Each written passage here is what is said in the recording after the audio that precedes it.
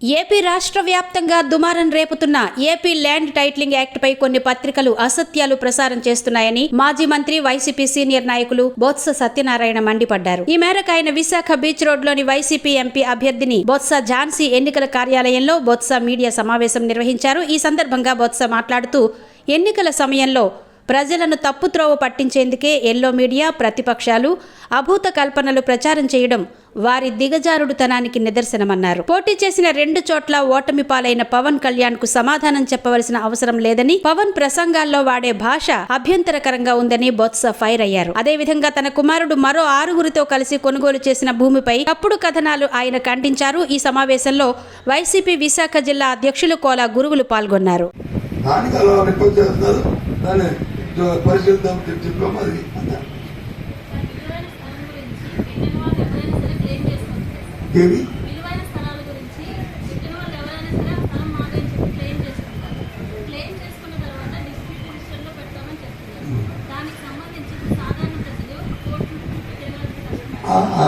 ఉండడానికి ఇది ఏదైతే చెప్పేది yes you said what is you said that is correct 100% fact. ఆ లిటిగేషన్ అవాయిడ్ చేయడానికి ఇది సామాన్య ప్రజలు ఇబ్బంది పడుతున్నారు, వీళ్ళు వేసేస్తున్నారు, ఇది తిరగాలి అని ఈ ఉద్దేశం. ఒక సర్వే జరిగింది. ఎప్పుడు ఎందుకు పోస్తున్నాయి? ఎప్పుడో మనం బ్రిటిష్ కాలంలో సర్వే కొనుగోటి ఎక్కడ వస్తున్నాయి. ఇప్పుడు మన రాష్ట్ర ప్రభుత్వం గత 3 సంవత్సరాలుగా ప్రతి గ్రామాన్ని సర్వే చేస్తున్నాము. చేస్తూ మేనర్లో ఫస్ట్ ఫేజ్ అయింది, సెకండ్ ఫేజ్ కమిషన్, అలాగే అర్బన్లో కూడా చేస్తాం. ఏదైనా డిస్ప్యూట్ వస్తే అయితే డిస్ప్యూట్ తప్ప దాన్ని ఎల్పీఓ ల్యాండ్ పోస్ట్ సర్టిఫికేట్ ఇవ్వం. అది తేలాలి. అది తెలియని తర్వాత మళ్ళీ రికల్గా ఈ రోజు నువ్వును మీ అక్క కలిపి మా అమ్మనాశనం వచ్చి అని చేసేస్తాను. మనకు చేసిన తెలియని మళ్ళీ కోర్టు కదండి, మళ్ళీ దొరుకుతుంది తప్పు కదా. అది కోర్టుకి వెళ్ళచ్చు, హైకోర్టు.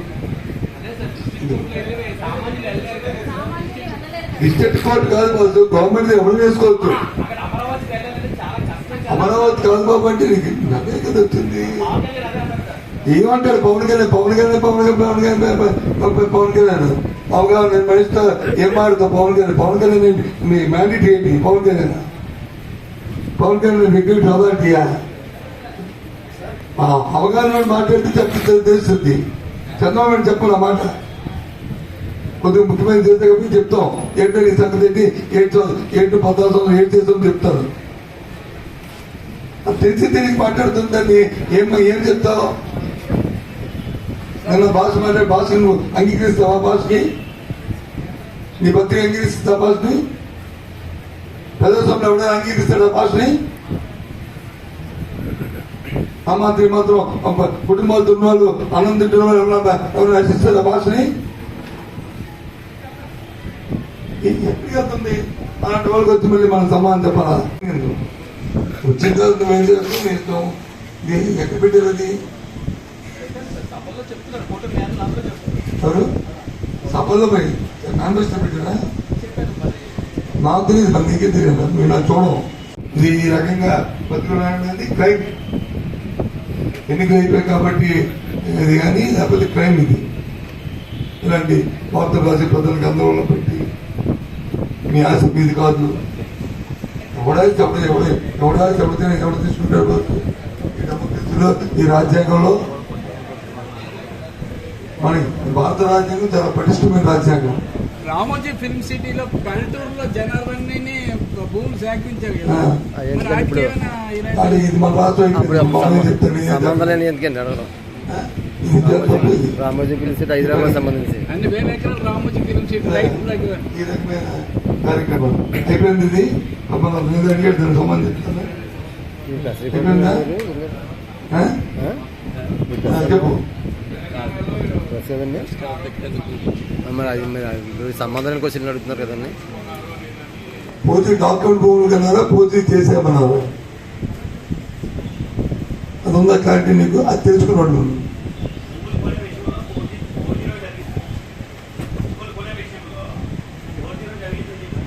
పూర్తిది ఎవరు? మీరు పత్రికలు రాసిందేంటి? పోర్చుగీ చేశారని ఏంటిది సరే రాసుకున్నాను కదా. ఏంటంటే ఆ భూమిని 1819లో 2018లో ఒక కొనుక్కున్నారు. వాళ్ళ దగ్గర నుంచి పూలు వచ్చి 20లో కొనుక్కున్నారు. వాళ్ళ దగ్గర నుంచి వచ్చి సగ భూములు వచ్చి 5గురు కలిసి మనిషి ఒక 2 ఎకరాలు 3 ఎకరాలు 5 ఎకరాలు ఎక్కడి అది కొనుక్కోవడంలో మా అబ్బాయి పేరు కూడా మా తమ్ముడు వచ్చి 2 ఎకరాలు కొన్నాడు. ఇది 3వ రిజిస్ట్రేషన్. దానికి వచ్చి వాళ్ళు వచ్చి కోర్టుకి వెళ్ళారు. కోర్టులో డిస్మిస్ చేశారు. డిస్మిస్ చేసిన తర్వాత ఇప్పుడు మళ్ళీ వచ్చి పోలీస్ స్టేషన్లో కేసు వేశారు, క్రిమినల్ కేసు. వాళ్ళ సివిల్ కోర్టులో బాబు ఇది మాదిరి కాదు వెళ్ళి సివిల్ కోర్టుకి వెళ్ళడం. కోర్టు నుంచి ఆర్డర్ ఇప్పించారు, ఇది మా కేసు కూడా అది వెరిఫై చేయండి అని. ఇది వెరిఫై చేయడానికి అది, అంతేగాని పోలీసు మెంబర్ కాదు అని. అయితే కోర్టు ఏముందంటే ఆర్డర్ కూడా ఇవ్వలేదు, గవర్నమెంట్ ఎఫ్ఐడి ఇవ్వండి. అది దాని విషయం. అది అంత 30 ఎకరాలతో నాకు ఐడియా లేదు. మా అబ్బాయి పేరు మా అబ్బాయి పేరు మా తమ్ముడు కొడింది 2 ఎకరాలు 30 సెంట్లు. అదే మొత్తం 6 7 కనబడదు, అందులో 2 ఎకరాలు.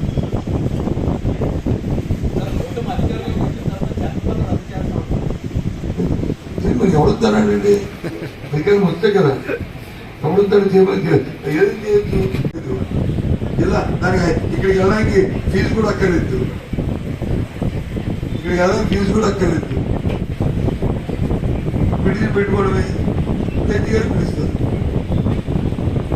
అది గ్రామ స్థాయిలోనే చేయొచ్చు కదా సార్. ఏదమ్మా అది గ్రామ స్థాయిలోనే చేయొచ్చు కదండి. ప్రజల వద్ద గ్రామ స్థాయిలో చేస్తారు కదా. గ్రామ స్థాయిలో చేసి గ్రామ స్థాయిలోనే ఎంఆర్ఓని కూర్చోబెట్టి గ్రామ స్థాయిలో ఆర్డీఓని కూర్చోబెట్టి అది ఫైనలైజ్ చేస్తారు గ్రామ స్థాయిలో. అక్కడ అవ్వకపోతే అది నేను చెప్తున్నా.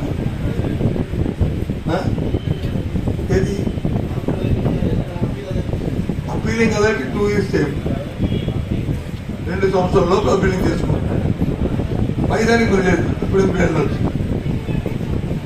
అది చెప్తుంటుంటే దాన్ని మీరు చేస్తారు. అయిపోయిందా? ఇంకేముందా? మీ భూమి మీకు మీద నమ్మకం వచ్చిందా? మాకు భూమి ఉంటే రాదు, దీనికి ఎలాగా రాదు. ఎందుకంటే ఆయన భూములు బాగా ఉన్నాయి కాబట్టి. చెప్పండి కింద తక్కువ ఎవరు చేశాడు క్యాన్సర్ అప్పీలే కాబట్టి ఉందని చేస్తాను కదా. ఎక్కడ జిల్లా స్థాయిలో ఉందంటారు సార్. ఎవరు కోరికెళ్ళాలా? నీకు అవగాహన దగ్గర మాట్లాడు కోరికలు నోటి పెట్టి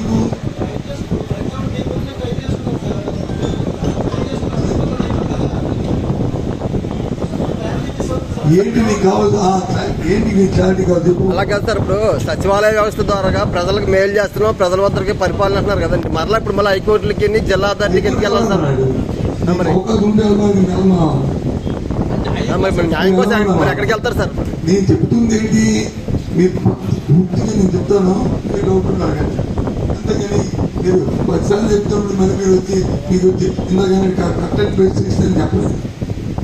దీని సిస్టమ్ ఏంటంటే ఫస్ట్ గ్రామాల్లో భూ సర్వే జరగాలి. భూ సర్వే జరుగుతున్నప్పుడు ఒక అన్నములు కానీ లేదా ఎండోమెంట్స్ భూమి కానీ ఆక్యుపేషన్ భూమి కానీ లేదు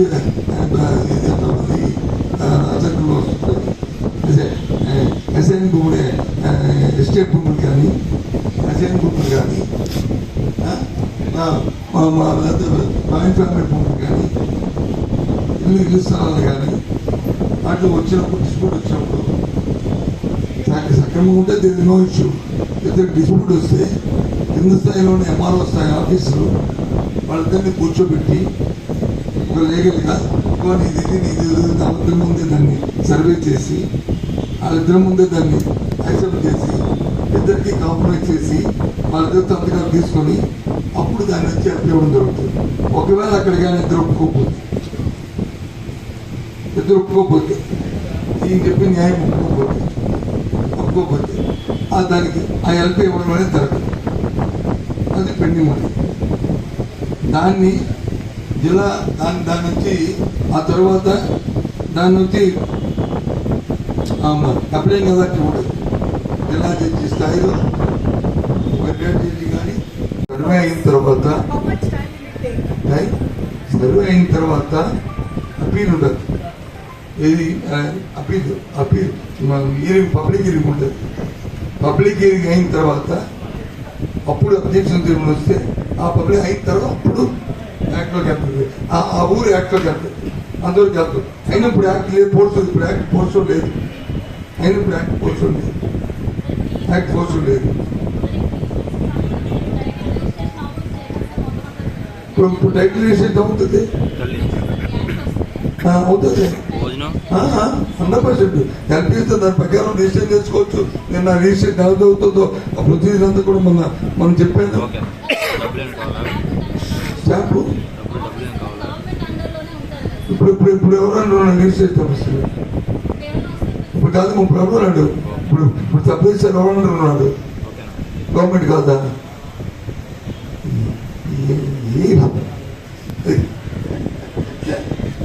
ఎవరో నాకు చెప్పినట్టు ఎవరో ఒక వ్యక్తి ఏదో మాట్లాడితే దాన్ని పట్టుకో మాట్లాడతారుగా.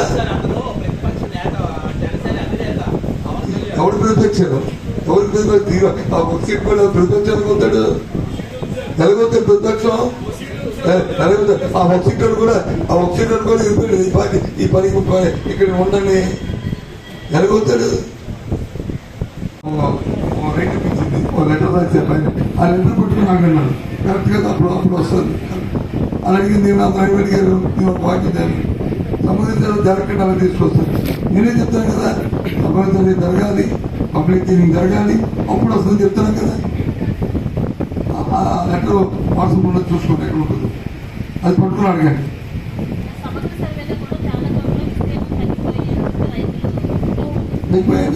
వెరిఫై చేసుకుంటే కదా ఉంటుంది కదా ఎంఆర్ఓ లేకపోతే ఈ డాక్యుమెంట్లో ఇది ఒక 5,000 గజాలమ్మా ఇస్తున్నాం.